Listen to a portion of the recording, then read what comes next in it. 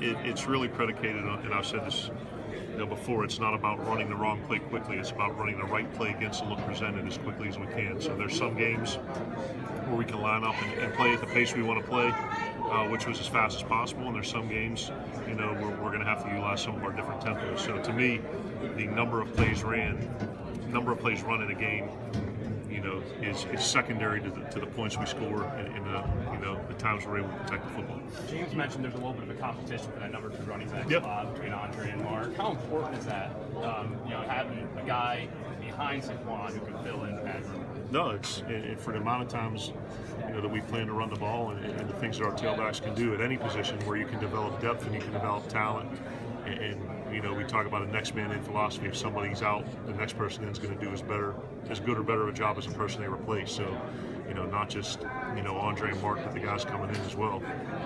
We're very fortunate to have so much talent at that position. You talked about the pieces. Can you talk about Saquon and what he means and his ability? He's special, and it didn't take very long, going through spring ball to see that he's a guy that can single-handedly take over a game. So I mean, you didn't get to see much of it,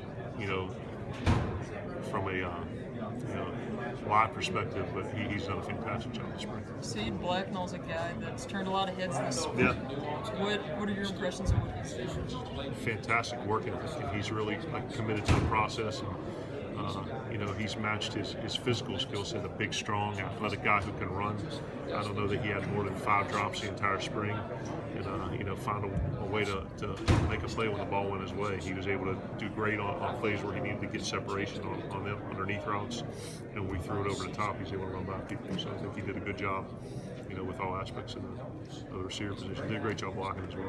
Coach Franklin referred to your offense and the returning roster. I think he called it a beautiful marriage of the right time. Oh, yeah. How do you interpret it? I think it just, I think Coach had a certain vision of what he wanted the offense to become relative to the players that we have on our roster, combined with, what we do offensively and what we were going to do. So I think anytime the vision of the head coach matches, the scheme that you want to run and you have the talent to do it, I think that's, a recipe for success. Do you see a lot of pieces fitting together? Absolutely. Yeah. Is this an offense that's designed to get a lot of different receivers the ball, or does that depend on the personnel?